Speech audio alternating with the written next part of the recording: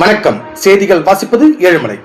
சோளிங்கர் நகரில் ஜனநாயகம் திரைப்படத்தை பார்த்து வந்த தாவேகா சட்டமன்ற தொகுதி உறுப்பினர் திரைப்படம் குறித்து செய்தியாளர் கருத்து கேட்டதற்கு எம்எல்ஏ அடிக்க வந்த சம்பவம் பெரும் பரபரப்பை ஏற்படுத்தியுள்ளது.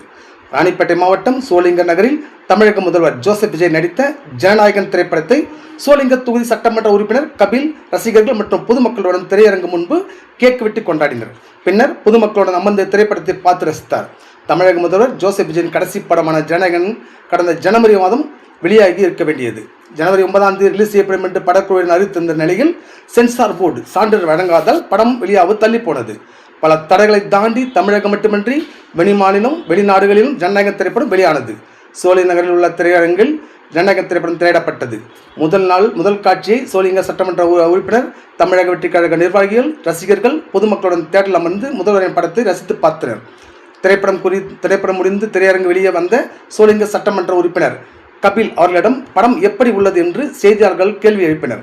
அதற்கு செய்தியாளர் கணத்தில் அடிப்பது போன்று கையை கொண்டு வந்தார். தமிழக முதல்வர் நடித்த திரைப்படம் பார்த்துவிட்டு வெளியே வந்த அதே கட்சி சார்ந்த எம்எல்ஏ முதல்வரின் படத்தை குறித்து கேட்டதற்கு செய்தியாளர் கணத்தில் அடிக்க வந்த சம்பவம் பெரும் பரபரப்பை ஏற்படுத்தியுள்ளது.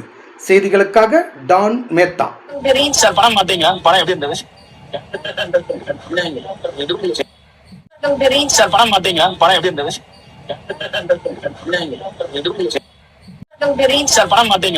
இருந்தது?